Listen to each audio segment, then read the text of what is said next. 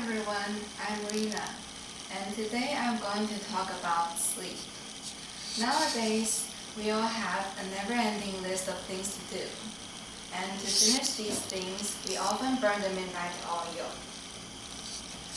But in fact, only a few people like Napoleon and Margaret Thatcher, who need only 5 hours of sleep or less. Most people need about 8 hours of sleep each day.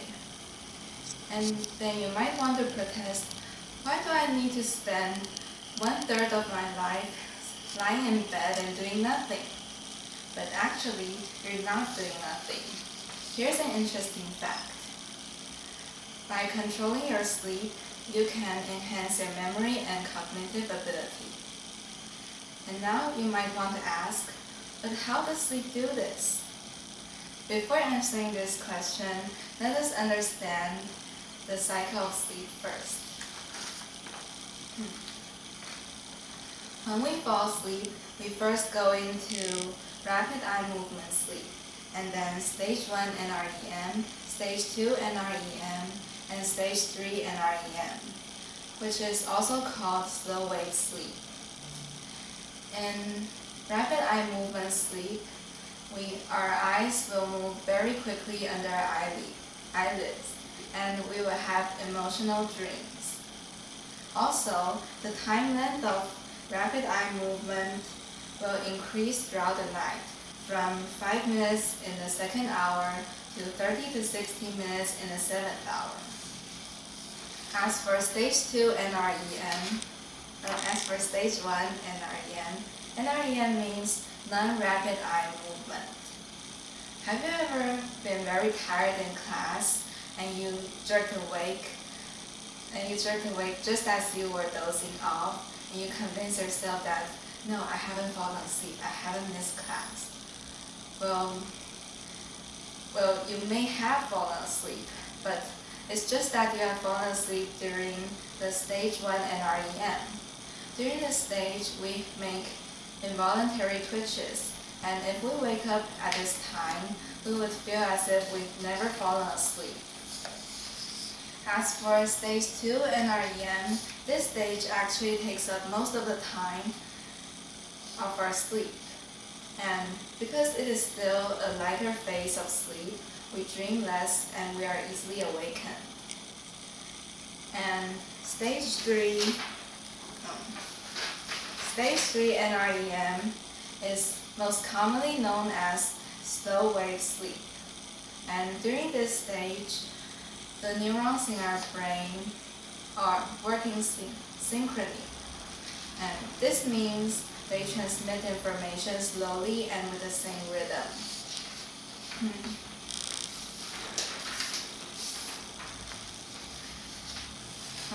Now this cycle goes over and over throughout our sleep, but our sleep also becomes lighter and lighter. You see, when in the first 2 cycles, we go down to slow wave sleep and go back up again.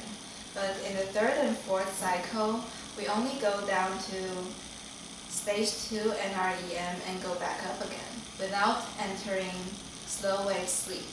And in the early morning, we might just be roaming in rapid eye movement and stage 1 NREM and just barely touching stage 2. And now we know a little more about the cycle of sleep, we can answer the question mentioned at the beginning of the talk. How does sleep enhance memory? Well, when we learn during the day, the neurons in our brain fire certain patterns, and these patterns are repeated over and over again when we sleep. That is to say, when we are resting, our brains are actually reviewing everything we've learned that day.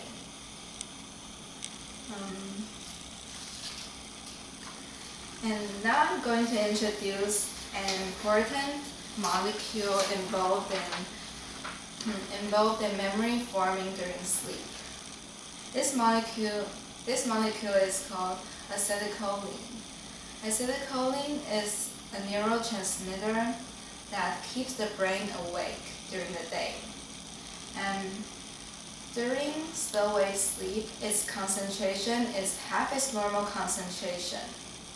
And this helps us memorize individual events because low concentration promotes information to transfer from the hippocampus, which stores short-term memory to the long-term memory storage. On the contrary, during rapid eye movement sleep, the concentration of acetylcholine is twice its normal concentration, and this promotes new links to form between separate pieces of ideas, separate pieces of information, and this creates new ideas.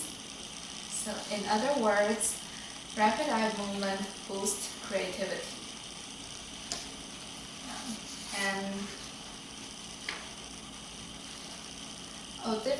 Different abilities are enhanced during different stages, such as, for example, the memory forming of motor skills, such as riding a bicycle or typing, takes place during stage 2 NREM. And if you have more slow wave sleep, you can more easily memorize new vocabulary. You can easily memorize individual things such as new vocabulary. And if you have more rapid eye movement sleep, you can easily remember events that fire your emotions, like the graduation trip or a memorable wedding. According to studies, you will get more rapid eye movement sleep if you sleep during the second half of the night and in the morning. And you will get more slow wave sleep in the late afternoon and early in the night. So if you're learning a second foreign language such as Spanish, German, or Japanese, you can study in the afternoon and then take a nap, or you can go to sleep. You can go to bed early in the night. And if you just have memorable experiences such as the DFL barbecue or the Halloween party, then you can consider sleeping during the later half of the night and in the morning, so you can remember the smallest details and the happiest moments. Well, speaking of rapid eye movement, maybe a lot of you have heard of the fact that dreams occur during this stage. It's true, but actually dreams occur in all stages. It's just that dreams are more frequent during rapid eye movement than in NREM stages. And the dreams are also more emotional and bizarre. Dreams are also linked with memory forming during the night. When we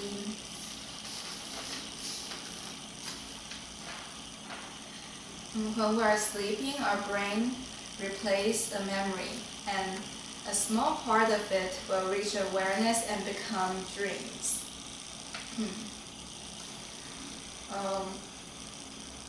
An interesting fact is that throughout the night, our memory becomes more fragmented, and so do our dreams. So in the early part of the night, when we have more NREM sleep, our dreams will be more coherent and realistic, such as being late for school or going to a picnic. All those things that would happen in everyday life. But in the early morning,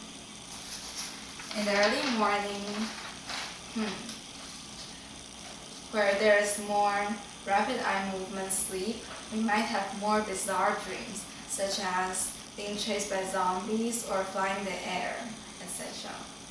And I want to share my own dream with you. I had a dream a few days ago, and in the dream I went to a friend's house, but there is a bear roaming inside her house. So at the beginning of the dream, I think I may have been dreaming in the earlier part of the night because, I've been to my friend's house in reality, and a bear exists in reality too. Well, not in her house, but in our world. But at the second half of the dream, the animal started talking. So I think I may have. I think this second part of the dream may have taken place during the early morning in the rapid eye movement state. So, just for information. And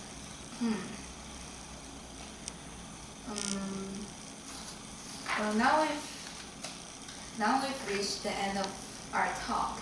So let's review some important points. First, if you want to boost your creativity or remember memorable events, then you can sleep during the second half of the night and in the morning, so you can have more rapid eye movement sleep. And if you are learning a second language and need to memorize a lot of new vocabulary, you can sleep during the late afternoon or go to bed early in the night. Last but not least, I forgot to mention one point about dreams, and this is very interesting. Well, people tend to improve at new skills if they dream about it. So if you dream about studying Western literature, you may find it easier when you wake up. So since it is midterm, try to dream about studying and you will do even greater. Happy midterm, everyone!